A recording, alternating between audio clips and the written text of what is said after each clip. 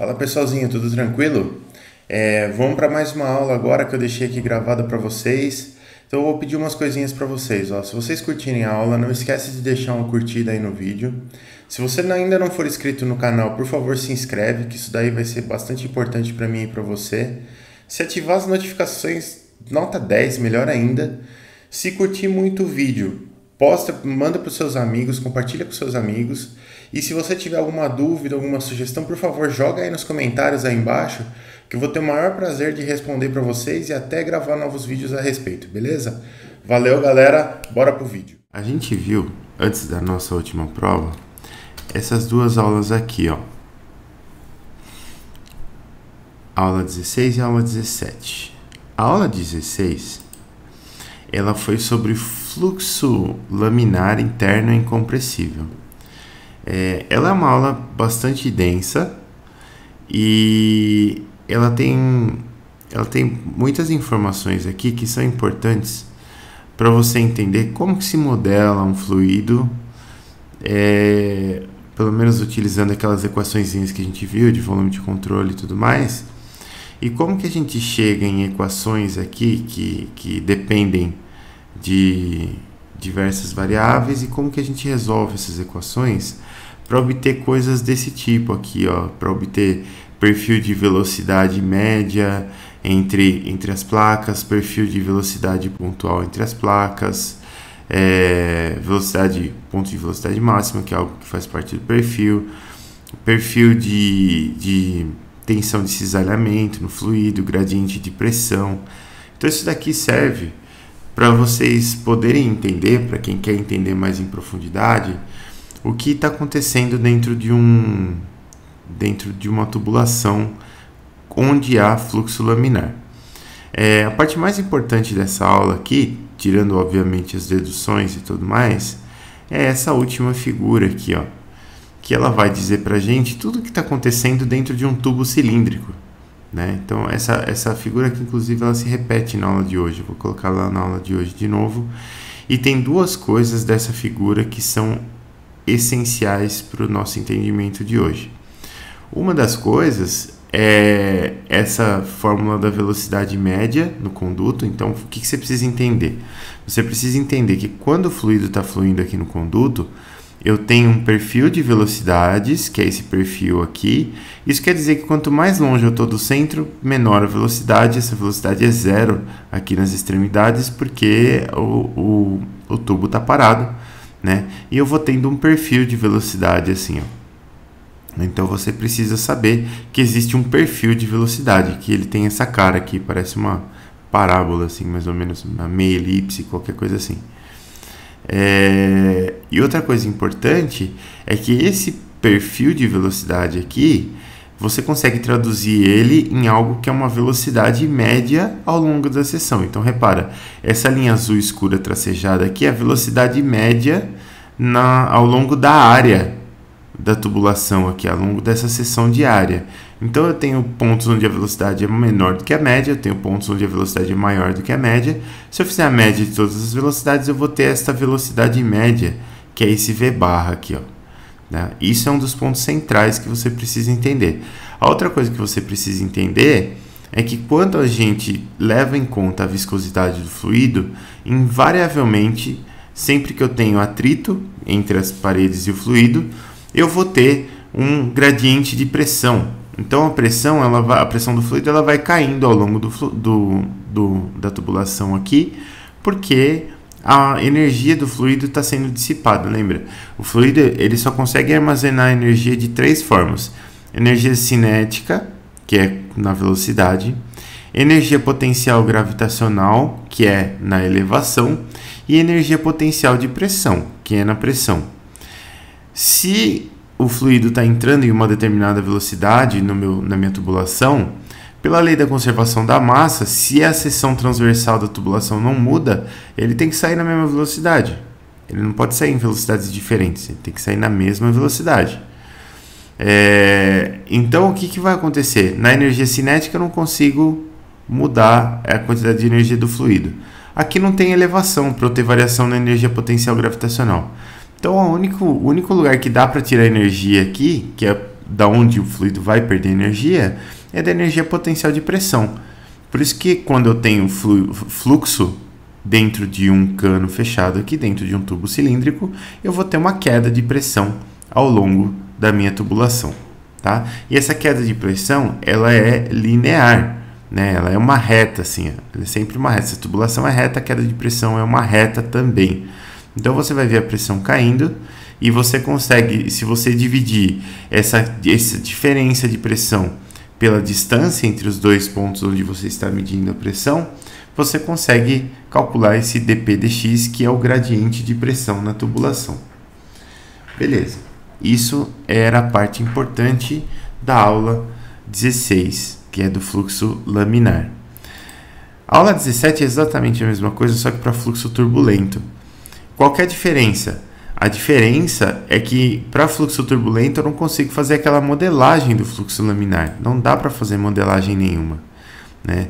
Então aqui no fluxo turbulento a gente tem algumas coisas. Primeiro, não dá para aplicar Bernoulli diretamente, porque eu tenho atrito aqui, eu tenho, as linhas de fluxo não são bem definidas, porque eu tenho regime turbulento agora, então não dá para aplicar Bernoulli diretamente.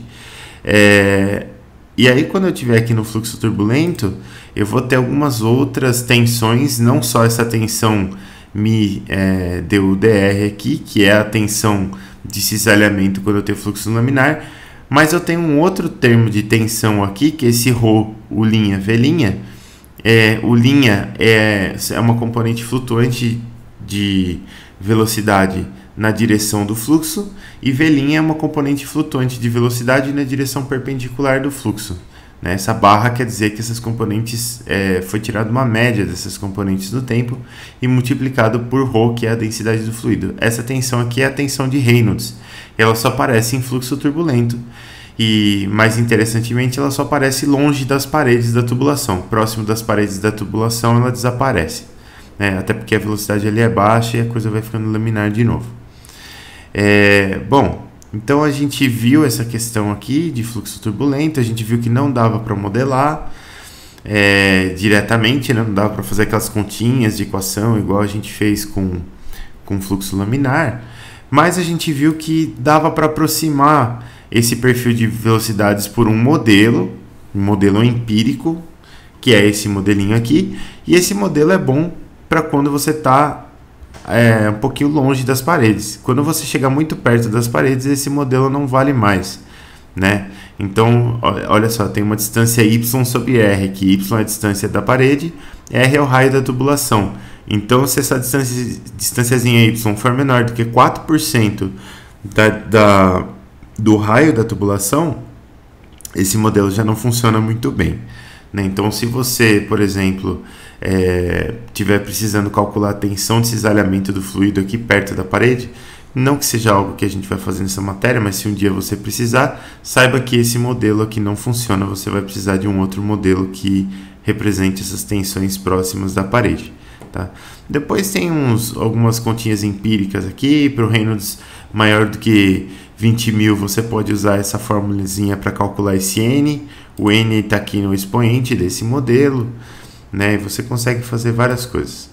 E aí, dessa parte aqui de fluxo turbulento, depois que a gente entende que não dá para modelar as coisas, que surgem tensões novas, que é tudo diferente no fluxo turbulento, a gente tem essa análise energética que a gente consegue fazer do fluido aqui. Então, quando eu for fazer a análise energética, eu estou basicamente pegando uma tubulação aqui, estou tentando entender toda a energia que entra e toda a energia que sai. Porque se eu fizesse balanço de energia, a energia que ficou faltando aqui, né, que entrou e não saiu, é energia dissipada. E essa energia dissipada é o que a gente quer entender, porque a gente quer calcular a dissipação de energia mesmo do fluido, para eu poder calcular, por exemplo, a potência de uma bomba que vai me bombear esse fluido por essa tubulação. Aí beleza, o que vai acontecer aqui? A gente faz, tem um X aqui porque o PowerPoint é lerdo, esquenta não. A gente faz as continhas aqui da conservação de energia e aparece um termo de velocidade aqui. Essa integral de velocidade a gente não consegue calcular bem. Como a gente não consegue calcular bem essa integral de velocidade, a gente deixa ela de canto por um momento, mas depois a gente calcula só essa integral. E aí aparece esse termozinho aqui que o pessoal se confunde um pouco porque tem esse alfa na frente. O que quer dizer esse alfa que multiplica esse termo de velocidade cinética aqui? Repara, a integral que calcula a velocidade cinética do fluido, ela tem os elementos de velocidade pontual, a velocidade de cada ponto daquele perfil de velocidade, aquela função que parece uma parábola deitada, né? Essa integral é difícil de calcular. Então, aproximou-se essa integral por um produto aqui que é calculado com a velocidade média. Repara que aqui dentro da integral tem v, mas aqui esse resultado aqui ele tem um v barra. Então você calcula esse termo de velocidade cinética com a velocidade média na seção, né? E como você está usando a velocidade média, é uma aproximação, não é a integral de fato, para corrigir essa aproximação é que a gente inclui essa constante alfa aqui, ó. Então essa constante alfa aparece nas minhas equações e quando aí tem um jeitinho todo na verdade a gente vai calculando alfa. Para o fluxo laminar a gente consegue calcular que alfa é exatamente igual a 2 e para o fluxo turbulento tem uma formulinha toda chata de calcular, mas no fim das contas para o fluxo turbulento a gente sempre usa alfa muito próximo de 1 mesmo. Então, o que você tem que lembrar é que para o fluxo laminar, alfa é igual a 2, para o fluxo turbulento, alfa é igual a 1. É isso que você vai utilizar. Por que eu estou dizendo tudo isso? Porque quando você chega na equação aqui da conservação de energia, que está lá no final, que não é mais conservação, né? Na equação do balanço de energia, no caso, a gente vai chegar numa equação aqui que tem termos muito parecidos com os termos da equação de Bernoulli, só que tem esse alfa aqui multiplicando o termo de energia cinética, e as pessoas pensam que isso daqui é uma coxambração, mas não é uma coxambração. Esse alfa aqui, ele aparece porque o termo de energia cinética está sendo calculado com a velocidade média do fluido e não com a velocidade absoluta, como deveria ser calculado. Então esse alfa faz essa correção para que a gente consiga realmente fazer o cálculo da energia cinética do fluido aí corretamente. E essa diferença de dois termos aqui, que parecem com os termos lá da equação de Bernoulli, são a energia interna do fluido, né? A energia que está lá no fluido, a energia mecânica do fluido, só que por unidade de massa. Então a gente chama esse termo aqui de energia específica.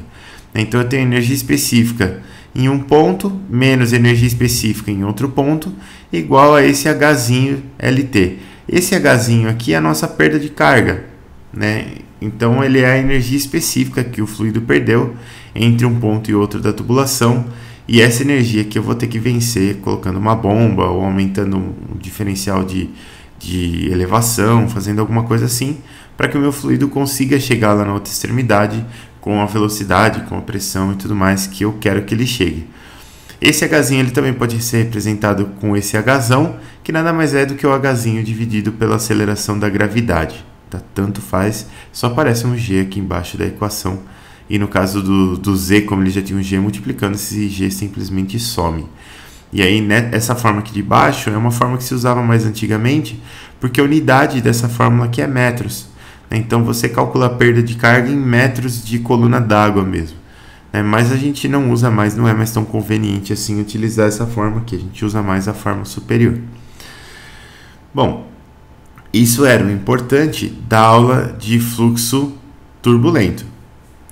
Agora a gente vai tentar juntar as duas coisas, porque só com essas equações aqui a gente ainda não consegue calcular a perda de carga em tubulação, dado que o fluxo é laminar ou dado que o fluxo é turbulento. A gente precisa calcular essas perdas de carga. Esse lado direito aqui a gente até consegue calcular se as coisas estiverem medidas todas, mas esse H aqui, ó, como que eu calculo esse H? Isso é o que a gente vai ver hoje. Então, aqui, ó, vamos começar agora definitivamente a aula de hoje. Então aqui, ó, nessas últimas aulas a gente viu os conceitos importantes sobre o fluxo laminar e turbulento, que vão ajudar a gente a entender a dissipação de energia mecânica em tubulações devido a fatores geométricos e atrito. Tá? Então, a minha tubulação ela tem uma geometria que pode variar. Eu posso ter uma variação de diâmetro, eu posso ter um cotovelo, eu posso ter uma flange, eu posso ter uma válvula lá no meio. E eu vou ter dissipação de energia por causa dessa geometria. E eu também vou ter dissipação de energia porque existe atrito dentro da minha tubulação. Então a gente vai retomar, né, a ideia aqui que eu fiz para essa aula, a gente retomar um pouquinho desses conceitos das aulas anteriores, para que a gente consiga realmente entender essa dissipação de energia de uma vez por todas. Vocês vão ver que no fim das contas não é tão difícil, tá? Talvez quem já fez aí lembra de ter calculado essas coisas, ou não lembra bem de ter calculado essas coisas, mas elas são coisas importantes a se calcular.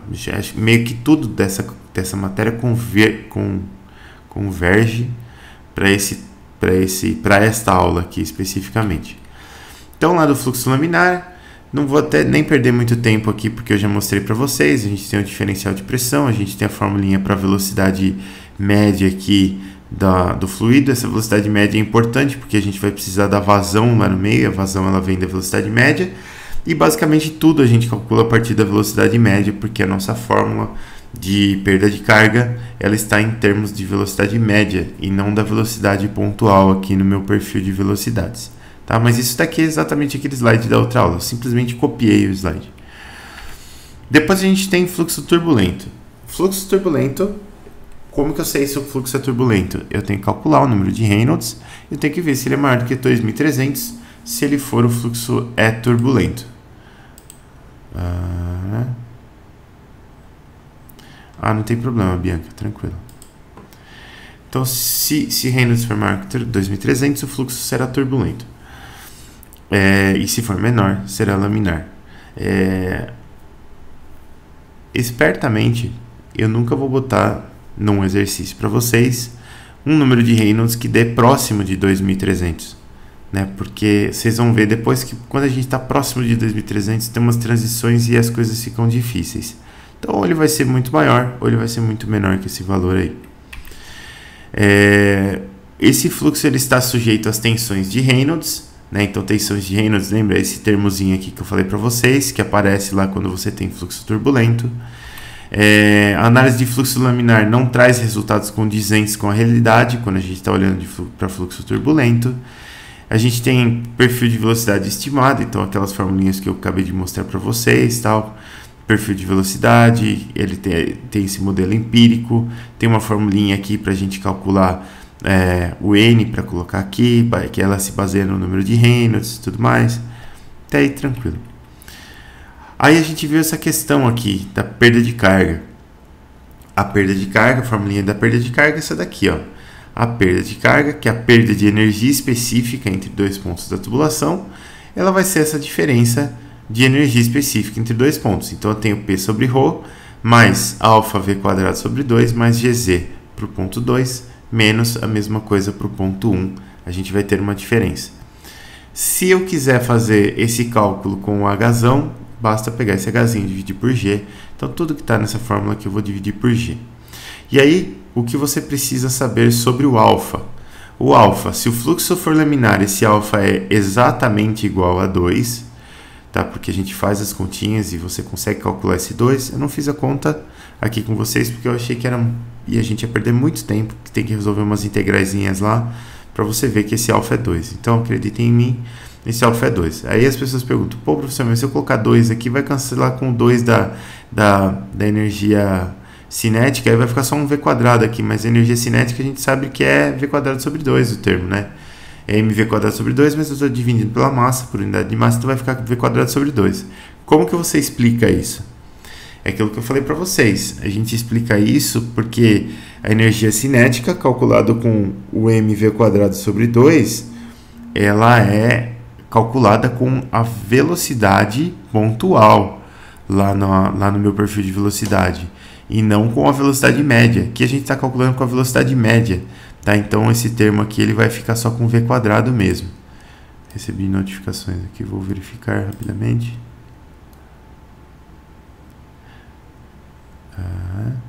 Na verdade, não recebi notificações. Ou não atualizou aqui. Não sei. Não sei de nada. Bom. Então é isso que você precisa saber. Fluxo laminar alfa igual a 2. Fluxo turbulento, se você estiver calculando o negócio muito milimetricamente, você pode usar formulinhas para calcular o alfa aqui, mas esse alfa sempre vai dar muito próximo de 1. Então a gente vai calcular esse alfa igual a 1 mesmo. Tá? Se você for usar essa fórmula aqui, o U é a velocidade medida no centro da tubulação, bem na linha de centro da tubulação. O V barra é a velocidade média no perfil ali. E o N é aquele N do modelinho. E aí você substitui tudo aqui e calcula. E normalmente isso aqui dá muito próximo de 1, então a gente aproxima esse alfa aqui para 1 mesmo. Então a gente tem alguns mecanismos para calcular, para fazer a perda de carga. Né? A gente está aqui calculando perda de carga e eu tenho alguns mecanismos para calcular, para ver como que essa carga é perdida. O primeiro e mais básico é por atrito. Né? Então vamos olhar aqui. Ó. Eu tenho um fluxo laminar. Se eu tenho um fluxo laminar, para começar, eu vou ter uma tubulação aqui. A linha verde é o perfil de velocidade do fluido. Né? Lembrando que esse perfil de velocidade ele já está totalmente desenvolvido, quer dizer, eu já passei por aquela seção inicial do cano, onde ele está se desenvolvendo, onde ele não tem essa forma permanente aqui, ele já está permanente, então está tranquilo. E eu tenho essa velocidade média, V barra aqui, que é a velocidade média do fluido nessa seção transversal. Eu tenho dois pontos também, onde eu estou medindo pressão, eu tenho o ponto P1 e o ponto P2. Bom, o que eu sei sobre isso daqui tudo, lá da minha aula de fluxo laminar? Eu sei que o meu gradiente de pressão, que é a diferença das pressões dividido pela distância entre elas, aqui não é ΔL, não, pode ser ΔL aqui. Esse gradiente de pressão é a diferença das pressões dividido pela distância. Então, P1 menos P2 dividido por L. Isso daqui, lá da nossa formulinha, da nossa aula anterior, da nossa aula de fluxo laminar, na verdade, essa formulinha é igual, a gente já calculou isso, isso aqui vai ser igual a 8 mi V barra é a velocidade transversal aqui, a velocidade média na seção transversal, mi é a viscosidade do fluido que está passando, e R ao quadrado é o raio, R é o raio da seção, R ao quadrado é esse raio da seção ao quadrado. Lembrando que o tubo é cilíndrico, sempre, a seção é circular sempre. Bom, o que eu faço com essa equação aqui? Eu consigo isolar dessa equação o ΔP. Então, se eu calcular o ΔP, para calcular o ΔP, eu preciso só passar esse L para cá, para cima, e a gente transformou esse raio em diâmetro. Né? Então, o diâmetro ao quadrado por 4 é o raio ao quadrado. Então, vai aparecer um 4 aqui embaixo que a gente vai jogar multiplicando. Esse 8 vai dar 32. Então, eu tenho aqui a diferença das pressões aqui, ela é 32 mi V barra L dividido por D ao quadrado. Essa é a diferença entre a pressão P1 e a pressão P2. Eu vou substituir esse gradiente, essa diferença de pressões aqui, na minha fórmula de perda de carga na tubulação, para eu entender qual que é o H que vai resultar desse tubo aqui que tem atrito. Então, a minha fórmula de perda de carga é essa daqui. E se eu for analisar essa fórmula, olha só que interessante. Do ponto P1, do ponto 1 aqui para o ponto 2, eu não tenho elevação. Então, esses Gs aqui vão ser cancelados. Se eu usar a equação da conservação da massa, o que eu vou descobrir? Eu vou descobrir que a velocidade média na seção 1 tem que ser igual à velocidade média na seção 2, porque fluido que entra aqui é fluido que sai aqui. Então, eu só vou ficar com uma diferença de pressões dividido pela densidade aqui para calcular essa perda de carga. Olha só, eu vou ficar com 1 sobre ρ, que multiplica P2 menos P1. E P2 menos P1, eu sei que vale 32 mi V barra L sobre D ao quadrado. Então, eu vou substituir isso daqui aqui, e esse 1 sobre ρ vai entrar aqui, ó, vai aparecer aqui. Se a gente der uma ajeitadinha, repara, eu tenho mi aqui em cima, eu tenho ρ aqui embaixo, eu tenho D. Dá para fazer aparecer um Reynolds aqui, ó. Se eu multiplicar por V barra em cima e embaixo e separar esses Ds aqui, que eu tenho um D quadrado, aqui em cima vai ficar um V quadrado e aqui embaixo eu vou ficar com ρVD e o mi está em cima, então eu tenho mi sobre ρVD. Isso aqui é 1 sobre Reynolds, né? E eu tenho tudo isso multiplicado por V ao quadrado e multiplicado por L sobre D. Esse V ao quadrado aqui eu vou transformar num termo de energia cinética. Então eu vou dividir ele por 2 e esse 32 eu vou ter que multiplicar por 2. Então eu vou ficar com 64, 1 sobre Reynolds aqui, V quadrado sobre 2, L sobre D, que é o que apareceu aqui, ó. Por que desse malabarismo todo? Por enquanto é surpresa, mas vocês vão ver. Esses termos aqui eles são muito importantes, esses termos L sobre D e V quadrado sobre 2, porque eles vão aparecer em outra equação para o fluxo turbulento. Aqui a gente só fez para fluxo laminar, e aí a gente consegue meio que utilizar a mesma equação para fluxo laminar e para fluxo turbulento, é bem bacana. Bom, seguindo aqui, para o fluxo turbulento, olha só. Diferente do fluxo laminar, as fórmulas para o fluxo turbulento não são possíveis de se obter analiticamente.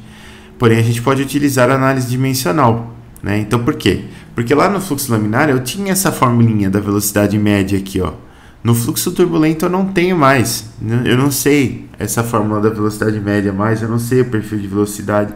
Eu tenho até um modelo lá que aproxima o meu perfil de velocidade, mas, via de regra, eu não sei de fato esse perfil de velocidade.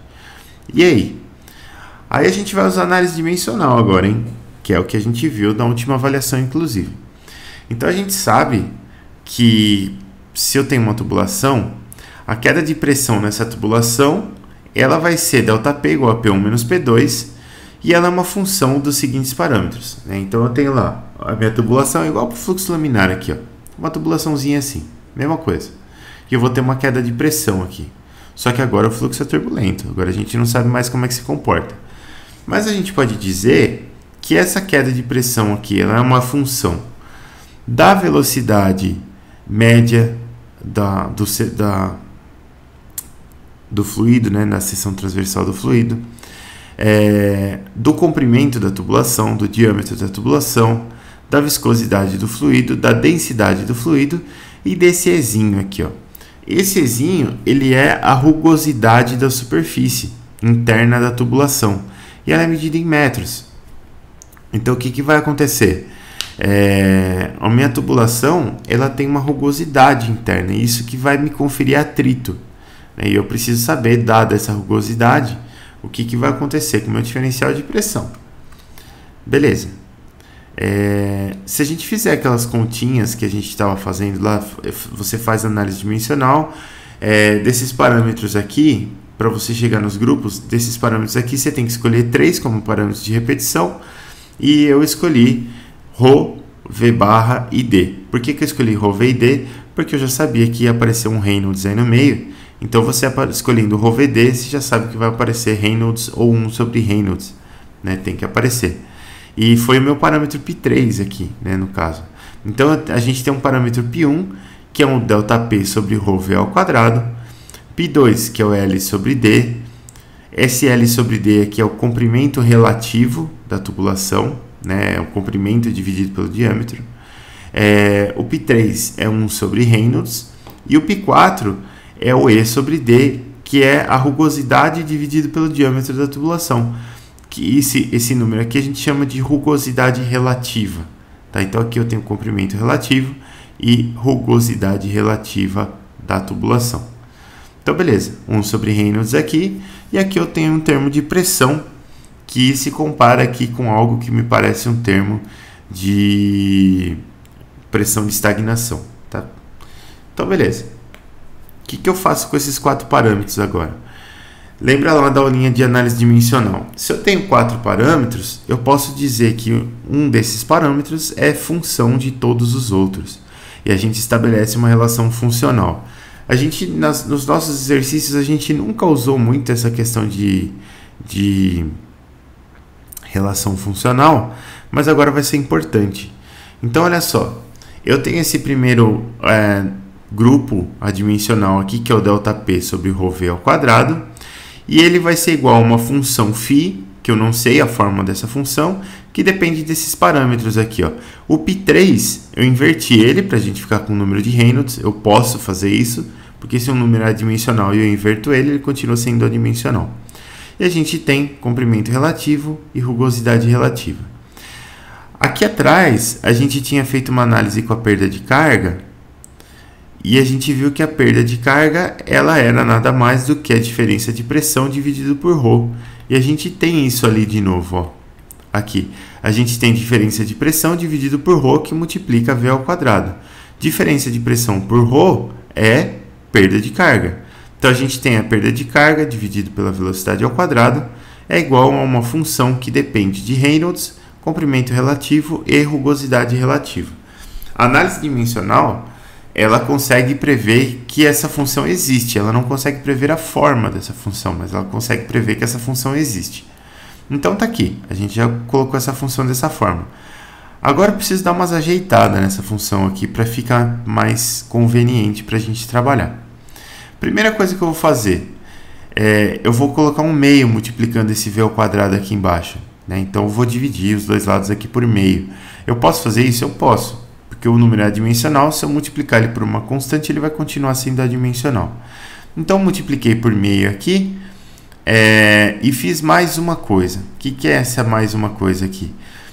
Eu sei que eu tenho uma função de perda de carga aqui, e essa perda de carga depende de 3 parâmetros. Um deles é o comprimento da tubulação. Esse fato ele é verificado experimentalmente, mas ele também é bastante intuitivo de que a perda de carga ela é diretamente proporcional ao comprimento da sua tubulação. Né? Se você tiver uma tubulação de 10 metros, você vai ter uma perda de carga. Se você tiver uma de 20 metros, você tem que ter o dobro de perda de carga. Então, nessa relação funcional aqui, esse L sobre D, ele vai sair dessa relação funcional multiplicando aqui essa relação funcional, na verdade. Isso é verificado experimentalmente e é bastante intuitivo. Então, a gente tira aquele L sobre D aqui de dentro e põe aqui fora. Então, fiz duas coisas. Coloquei esse meio aqui embaixo do HLT, né, embaixo da minha perda de carga, porque eu posso fazer isso.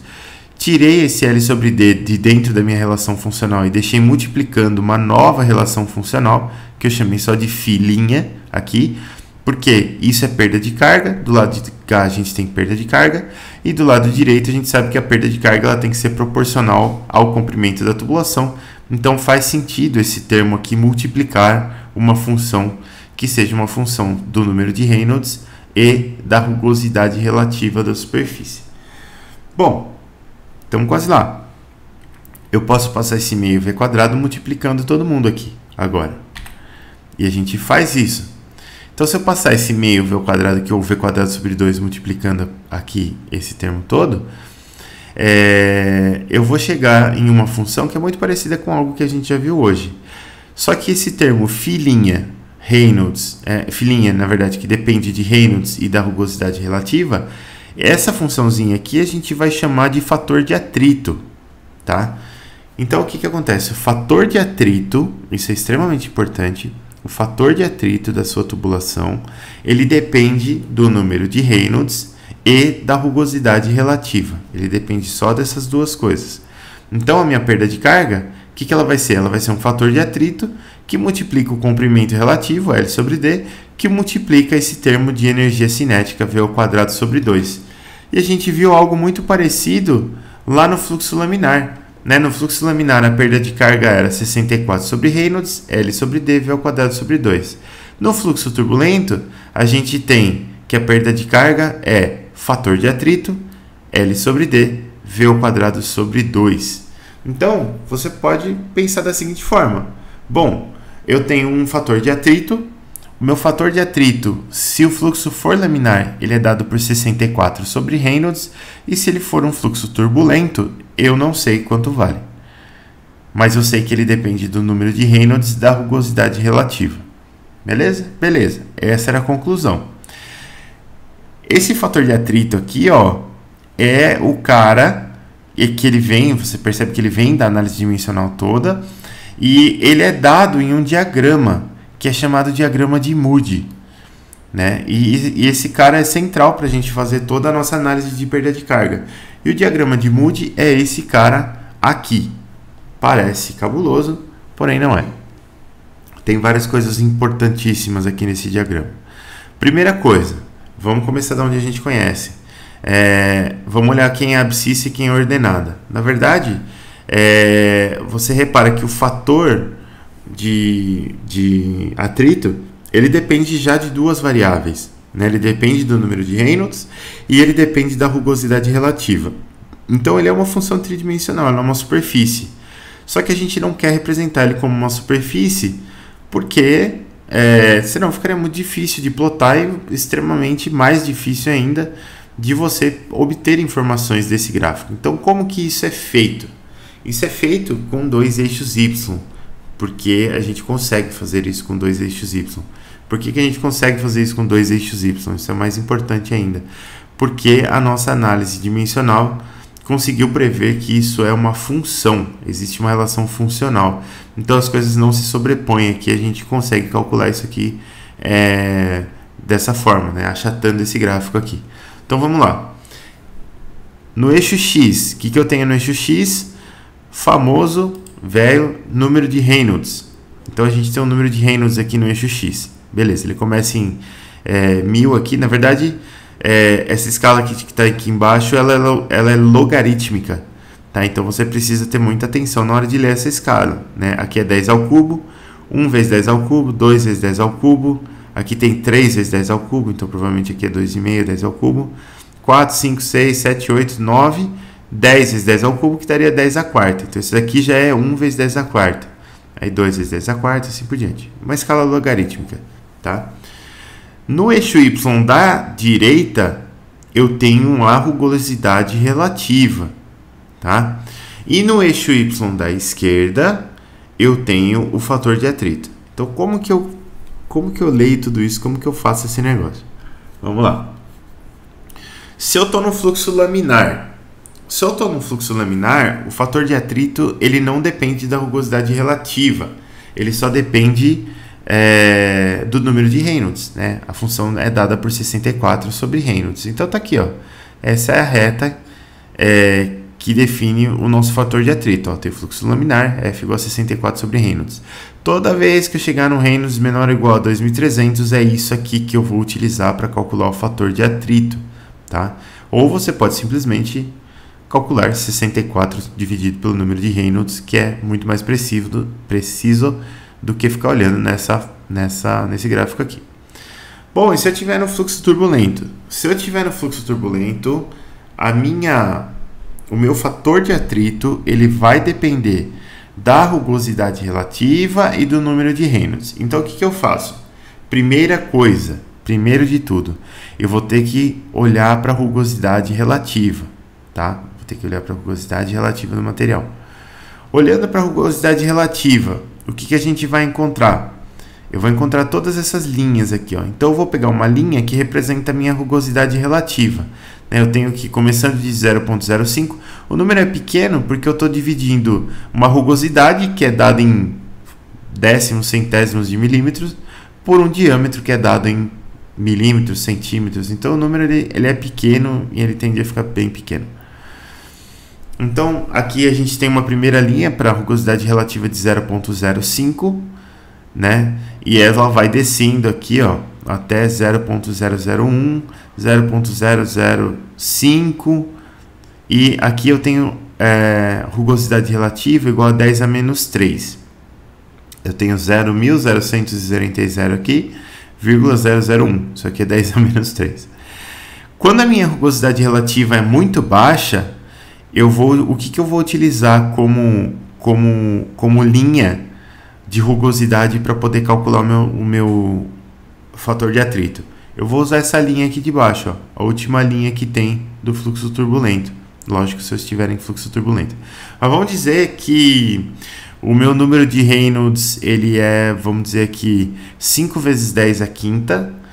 E a minha rugosidade relativa é de 0,01. Então é 10 a menos 3. Como que eu calculo o fator de atrito olhando para esse gráfico? Primeira coisa, rugosidade relativa, 0,01. Que linha que é? Essa linha aqui, ó. 0,01 está aqui, ó. Essa linha, ela sobe aqui, tá vendo? Ela vai subindo para cá. Você tem que acompanhar a linha. Eu vou pegar essa linha e eu vou cruzar essa linha com a linha vertical que me dá o meu número de Reynolds, que a gente falou que era de 5 vezes 10 à quinta. Então tá aqui, ó. 5 vezes 10 à quinta. Tá aqui, ó. 10 à quinta, 2, 3, 4, 5. 5 vezes 10 à quinta. Vou subindo, subindo, subindo, subindo, subindo. Cheguei aqui na minha rugosidade relativa. Meu mouse sumiu. Cheguei aqui na minha rugosidade relativa. Tá bem aqui. Esse ponto aqui é o ponto que eu vou ler aqui na minha... Oh, caramba! Aqui na minha ordenada aqui, da esquerda. Né? Então, eu vou pegar esse pontinho aqui e vou puxar para cá. Deu 0,02, alguma coisinha aqui. Então, esse é o meu fator de atrito. Relembrando, como que eu vou fazer? Vou pegar, se eu tiver em fluxo turbulento, eu vou pegar a rugosidade relativa, eu vou pegar a linha da rugosidade relativa, eu vou cruzar ela com o número de Reynolds, e aí, desse ponto, eu vou ler o meu fator de atrito. Sempre assim. Repara, por que eu falei para vocês que a gente não vai ter nenhum Reynolds muito próximo de 2.300 ou para cima ou para baixo? Porque aqui, ó, daqui para a esquerda, daqui para a direita, eu tenho um fluxo turbulento bem claramente desenvolvido. A gente tem as linhas aqui de rugosidade relativa, fica bem fácil calcular. Desse ponto aqui para a esquerda, eu tenho fluxo laminar bem desenvolvido. Nessa região aqui, entre 2.000 mais ou menos e 4.000, Reynolds entre 2.000 e 4.000, eu tenho essa região de transição muito esquisitona aqui, ó. Né? E essa região de transição não dá simplesmente para você saber qual é que é o fator de atrito. É uma região de transição entre o regime laminar e o regime turbulento. Então você tem uma região aqui onde você está desenvolvendo as tensões de Reynolds lá e tudo mais, e o negócio é caótico, é complicado mesmo. Então a gente não consegue calcular nada nessa região aqui. A gente teria que ter algo experimental mesmo para dizer qual que é o nosso fator de atrito para essa região aqui. A única coisa que faltou falar para vocês é dessa zona aqui, ó. Eu não consegui pensar numa tradução muito boa para esse termo aqui. Esse fully rough zone é uma zona totalmente áspera, sei lá, algo assim. E o que acontece dessa linha tracejada aqui em diante? Dessa linha tracejada em diante, você tem números de Reynolds muito altos. Quando você tem números de Reynolds muito altos, você vê que essas linhas de rugosidade relativa, elas vão ficando cada vez mais constantes, né? Se elas vão ficando constantes, o que está acontecendo aqui?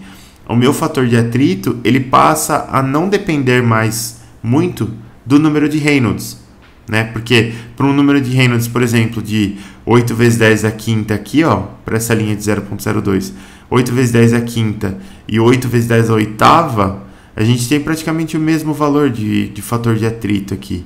Então, nessa fully rough zone aqui, nessa zona altamente áspera aqui, vamos dizer assim, o seu fator de atrito, ele não depende muito fortemente mais do número de Reynolds. Ele depende muito mais fortemente do fator de rugosidade relativa do que do seu próprio número de Reynolds especificamente.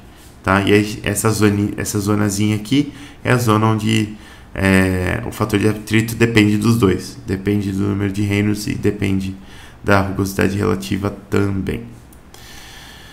Bom, esse aqui é o ponto alto da aula. Esse é o ponto alto. Agora a gente vai ver algumas coisinhas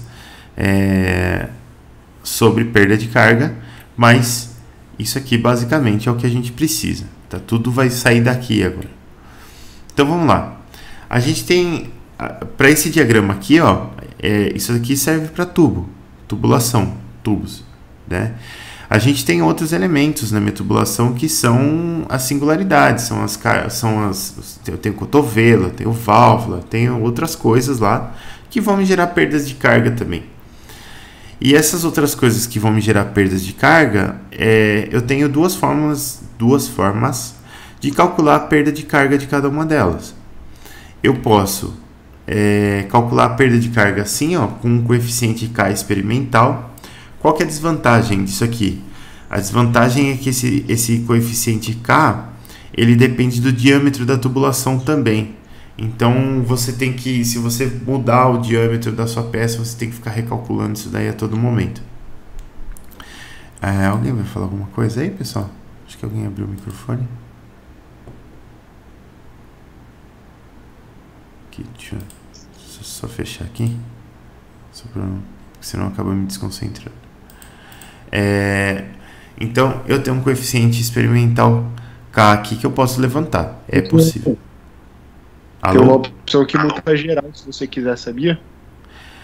Sim, mas eu acho que acaba me mutando também, será que não? Eu acho que muta, mas deve ser só desmutar. Não, beleza, obrigado. Aí aqui, ó, coeficiente experimental K, que a gente pode levantar. É uma forma, para algumas partes a gente usa isso. E para outras partes a gente usa o tal do comprimento equivalente. Por que comprimento equivalente? Porque a nossa tubulação, a perda de carga da tubulação, ela vai ser proporcional ao comprimento da tubulação, se for só um tubo liso, né? Então eu consigo calcular a perda de carga de uma conexão, por exemplo, da minha tubulação, como se fosse um tubo equivalente de um comprimento equivalente. Então, eu estou calculando basicamente, no fim das contas, eu vou transformar minha tubulação cheia de elementos em um tubo só gigante de um comprimento X, e aí a gente calcula a perda de carga utilizando esse comprimento equivalente. Também é possível de fazer.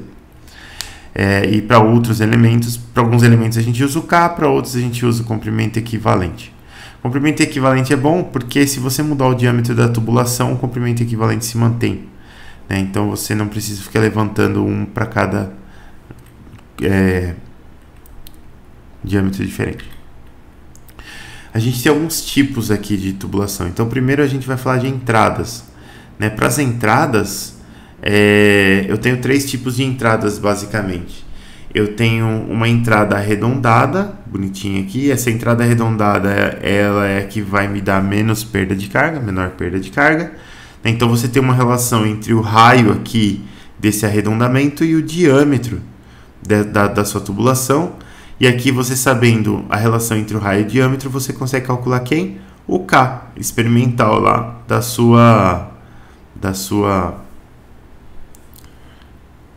dessa parte aqui da sua tubulação. Então, se o raio dividido por diâmetro for 0,02, a perda de carga, o K da perda de carga é 0,28, e assim por diante. Se ele for maior que 0,15, eu tenho 0,04, assim por diante. Eu posso ter uma saída quadrada, isso aqui é bem normal na indústria, você simplesmente tem uma flange e a sua saída e acabou, quadradona assim. E se você tiver isso, o K vai ser 0,5, e você pode ter uma saída reentrante, né? Então você coloca essa reentrância aqui na sua tubulação. Isso aqui tem alguns usos, mas aumenta bastante a perda de carga. Você vê que o K aqui vai para 0,78, tá? Então é como se tivesse um reservatório aqui e a água tem que fluir para cá, e depois quando ela entra aqui, ela vai acelerar, né? Ela vai formar um tipo de fluxo que se chama vena contracta. E esse tipo de fluxo, como você está acelerando o fluido, você tem mais cisalhamento e você vai ter mais perda de carga. Depois, saídas. Saídas é um pouco diferente. Aqui são as entradas na tubulação, né? Quando você tem uma saída, essa descarga do seu fluxo, ela é feita em um tanque grande, né? E toda a energia cinética que você tinha lá no seu fluxo, ela vai se dissipar por meio de mistura mesmo, né? Imagina que você tem um tubo enchendo uma caixa d'água, então uma hora essa energia cinética vai se dissipar lá dentro da caixa d'água, que a água não pode ficar mexendo lá para sempre. Bom, e aí o que acontece? Uma saída, né, de água, ela corresponde, uma descarga de água, vamos dizer assim, ela corresponde a uma expansão abrupta em um tanque. A gente vai ver expansão abrupta um pouquinho mais para frente. Mas nesse caso, como que eu calculo a perda de carga? Eu não vou ter diferença de pressão, porque a pressão antes e depois da saída ali vão ser praticamente iguais. Eu não vou ter diferença de elevação, eu só vou ter diferença de velocidades, né? Então eu vou ter uma velocidade V barra na saída e uma velocidade zero depois da saída. Então a minha perda de carga, ela vai ser alfa V² sobre 2, simplesmente. E a minha perda de carga, se eu modelo com K, ela é kV ao quadrado sobre 2. Da onde a gente conclui que o alfa será exatamente o meu K de perda de carga para saídas. Volta ao slide da entrada. Beleza, está aqui.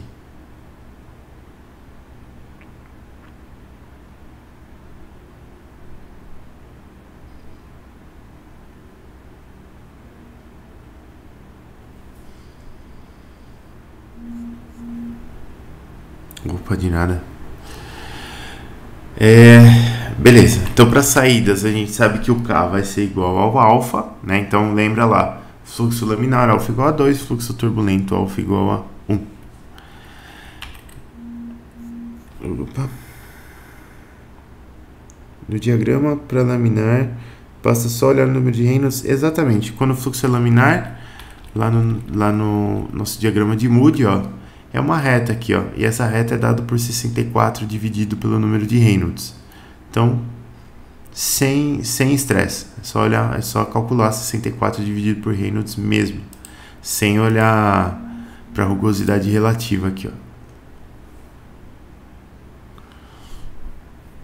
Beleza? Até porque se a gente olhar nas fórmulas aqui, ó, a fórmula para o fluxo laminar não depende mesmo de velocidade de rugosidade relativa, mas a do turbulento depende. Aqui, saídas, então a gente já falou, alfa igual a K. Expansões e contrações. Isso aqui tem que olhar com cuidado, esse slide aqui, tá? Por quê? Uma contração, quando eu tenho uma contração, e essas expansões e contrações aqui, elas são abruptas, né? O que é abrupta? É isso aqui, ó, do nada, sem aviso, a minha área da seção transversal muda de A1 para A2. Na contração ela diminui, na expansão ela aumenta. E aí a gente tem o K calculado aqui, a gente tem duas curvas. Essa curva de cima aqui, ela é o coeficiente K para o caso da expansão, para esse caso aqui. E essa curva de baixo é o coeficiente K para o caso da contração, que é esse aqui da esquerda. O que eu tenho que ficar atento aqui? Eu tenho que ficar atento primeiro com a razão de áreas aqui, porque para a contração a razão de áreas é A2 sobre A1 e para a expansão ela é A1 sobre A2. É sempre a área menor sobre a área maior. Só que as coisas mudam um pouco de lado aqui, né? Porque antes eu vinha da área menor e agora eu venho da área maior, né, na contração. Então, eu tenho para calcular esse AR aqui, eu preciso saber se é A1 sobre A2 ou se é A2 sobre A1, mas saiba que é sempre a área menor dividida pela área maior. Eu calculo esse AR, eu vou chegar em um número aqui nesse gráfico, no eixo X, e aí basta eu cruzar com uma dessas curvas aqui. Se eu quiser calcular o coeficiente K de expansão, eu cruzo com a curva de cima. Se eu quiser calcular o coeficiente K de contração, eu cruzo com a curva de baixo. E aí tem outro detalhe importante aqui, que é o seguinte. Esses Ks aqui, ó, repara, o K da contração, ele é calculado para quando a fórmula da perda de carga está calculada baseando-se na velocidade V2, que é a velocidade da menor área. A fórmula da expansão, do K da expansão aqui, o K para essa fórmula está calculado para quando você calcula a perda de carga com base na velocidade V1, que também é da área menor aqui, da expansão. Só que na expansão a velocidade V1 é da onde você vem, na contração a velocidade V2 é para onde você vai, né? Como que você resolve isso? Simples, só você usar o teorema da conservação da massa, né? Que você, equação de conservação da massa, você vai chegar nas velocidades aqui conhecendo as áreas e uma das velocidades você acha a outra, não tem problema. Você só tem que realmente não se esquecer que uma dessas fórmulas aqui é calculada com o V2 e a outra é calculada com o V1, tá? Senão vai dar chabu. É um detalhezinho aqui que faz toda a diferença. Essas coisas aqui eu já falei. Depois a gente tem, ainda na parte de expansões e contrações, a gente tem... esqueci de transformar um negocinho aqui em equação.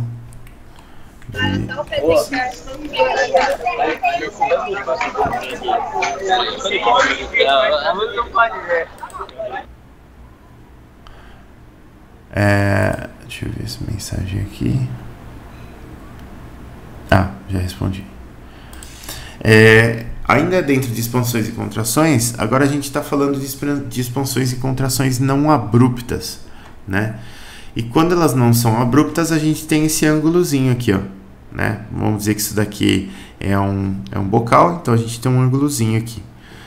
Isso facilita um pouco a vida. Para difusores, a gente pode utilizar esse coeficiente que ele é chamado de coeficiente de recuperação de pressão. Por que recuperação de pressão? Eu estou afunilando aqui, né? Então eu tô diminuindo a pressão e estou aumentando a velocidade do fluido. Então eu consigo aqui embaixo, olha, o que eu tenho aqui embaixo? Eu tenho a pressão de estagnação do fluido de quando ele está chegando aqui, é meio de ρV1 ao quadrado. E aqui em cima eu tenho uma diferença de pressões, P2 menos P1. Então, o que eu estou calculando com esse CP aqui? Eu estou calculando quanto que eu tinha da minha pressão e quanto que quanto que eu tinha de pressão de estagnação e o quanto dessa pressão foi convertida em pressão estática mesmo. A gente está fazendo essa relação. Então tá. Aí para o coeficiente K das contrações, como que você pode fazer? Ainda a gente está calculando K aqui para essas contrações. Você tem uma tabelinha aqui, onde na primeira coluna você tem a relação das áreas, né? Então, se a área 2 é metade da área 1, ou se ela é um quarto, ou se ela é um décimo, a gente tem esses três valores aqui. A gente tem o ângulo θ em graus aqui entre essas duas arestas aqui do nosso bocal. E esse ângulo θ, se eu cruzar esse ângulo θ com a relação de áreas, eu vou ter um K aqui que eu consigo pegar diretamente. Ou eu consigo dar uma calculada nisso daí. Como que eu calculo isso daí? Eu consigo pegar essa equação aqui da perda de carga e a gente vai fazer duas coisas. Primeiro, a gente vai imaginar que o meu bocal não tem uma diferença de elevação considerável entre as duas extremidades e que a gente já está em fluxo turbulento. Então, alfa vai ser igual a 1. Se eu fizer isso, eu vou sumir com GZ dos dois lados e eu vou sumir com alfa V quadrado sobre 2 dos dois lados também. E a minha equação de perda de carga ela vai ficar com ΔP sobre ρ. Aliás, não sumir com as velocidades aqui porque elas são diferentes, mas o nosso alfa é igual a 1. Então eu vou ficar com ΔP sobre ρ mais meio de V1 ao quadrado menos V2 ao quadrado. Esse termo aqui, ó, eu consigo transformar esse termo no meu CP, né? Então se eu dividir dos dois lados por meio de V1 ao quadrado, isso, meio de V1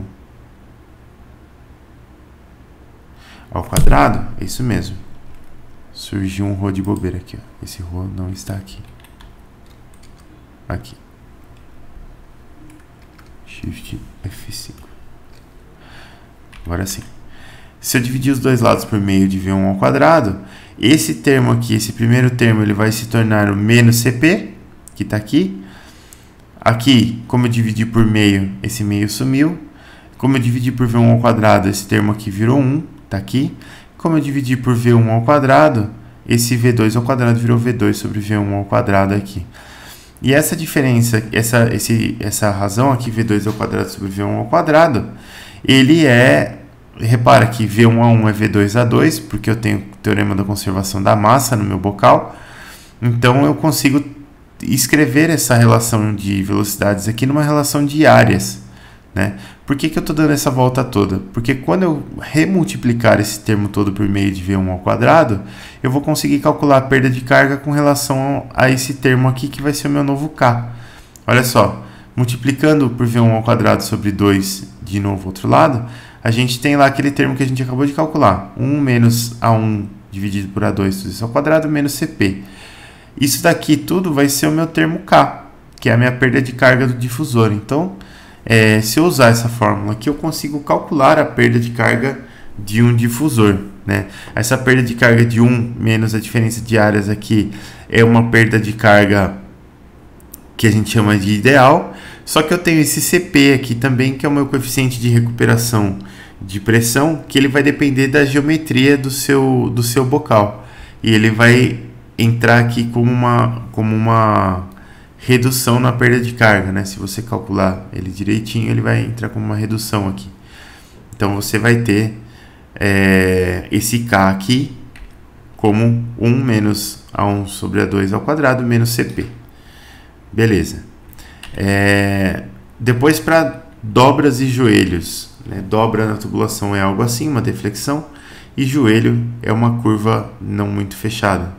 Então a gente tem um joelho aqui de 90 graus, né? E aí para esse joelho aqui a gente tem o raio relativo, que é o raio da curva dividido pelo diâmetro, e aqui na ordenada a gente tem o comprimento equivalente, né? Então o comprimento equivalente adimensional aqui, o comprimento equivalente relativo, que é o comprimento equivalente dividido pelo diâmetro da tubulação também.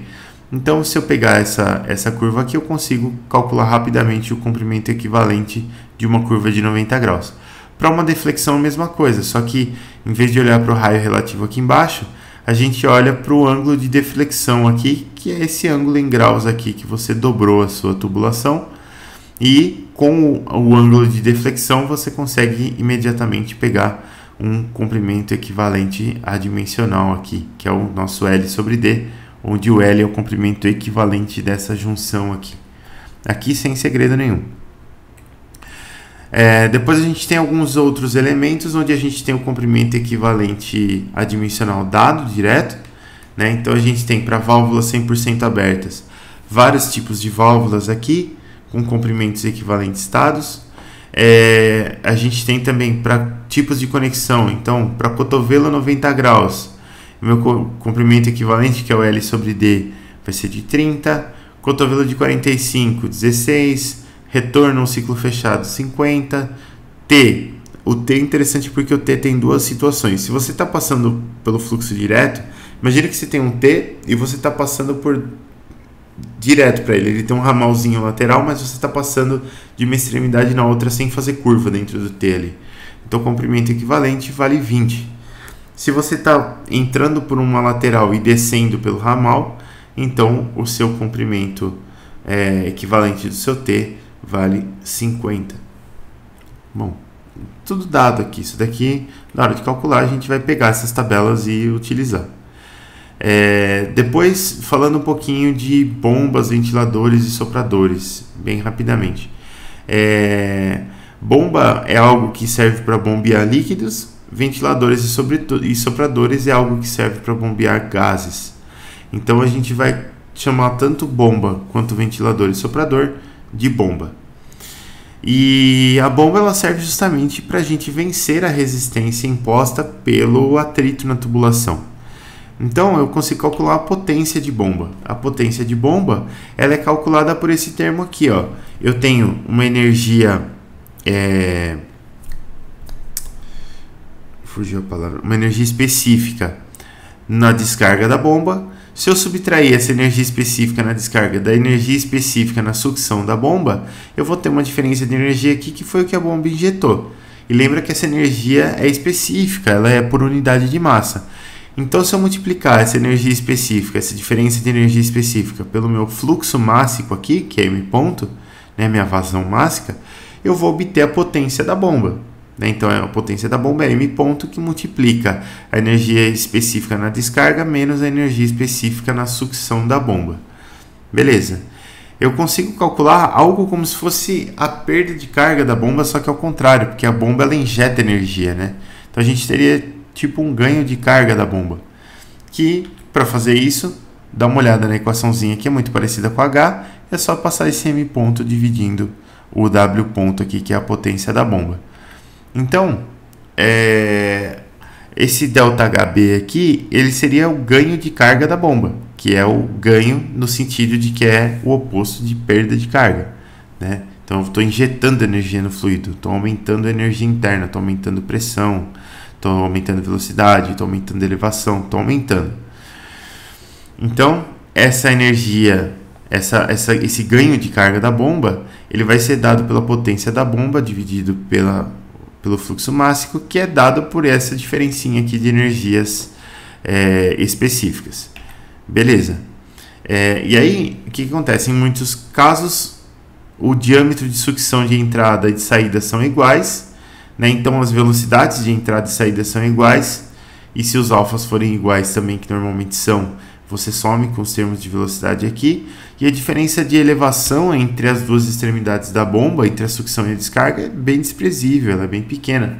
Então você some com esses GZs aqui também, e você fica só com a diferença de pressão entre a descarga e a sucção da bomba, dividido pelo ρ. Isso daqui vai te dar o ganho de carga da bomba. Bom, eu consigo comparar essas duas equações aqui. Então eu sei que o ganho de carga, ela é a potência dividida pelo fluxo mássico, e o fluxo mássico ele é a densidade que multiplica o fluxo volumétrico. Eu também sei que o ganho de carga da bomba é o ganho de pressão da bomba, diferencial de pressão, gradiente de pressão que ela aplica lá, dividido pela densidade do fluido. Então, esse lado aqui, essa equação aqui é exatamente igual a essa. Se eu igualar os dois lados, o que vai acontecer? Eu vou cortar ρ com ρ aqui, passar o Q multiplicando, e eu consigo calcular que a potência da bomba é a vazão que multiplica a diferença de pressão entre as extremidades da bomba. Isso aqui é bem útil. Depois, a gente pode definir também a eficiência da bomba, que é basicamente a potência que ela injetou no fluido dividido pela potência que você injetou na bomba. Tá? Isso aqui pode ser que você precise em algum exercício, só por isso que está aí. Mas, o que eu faço com a minha equação de perda de carga? Imagina que eu não tenho bomba. Se eu não tenho bomba, a perda de carga vai ser diferença de energia específica entre dois pontos lá na minha tubulação, igual a perda de carga. Se eu pegar essa perda de carga e subtrair dela o ganho da bomba, o ganho de carga da bomba, eu vou ter basicamente a equação que vai fazer toda a conexão entre as pressões, as velocidades, as elevações, a perda de carga e a potência necessária na bomba para que você tenha o seu fluxo nos pontos desejados, né? Então, você pode encarar isso daqui como um balanço de energia mesmo. Diferença de energia entre dois pontos vai ser o quê? Vai ser o quanto de energia que eu perdi por perda de carga, menos o quanto de energia que eu ganhei por ter injetado energia lá com uma bomba.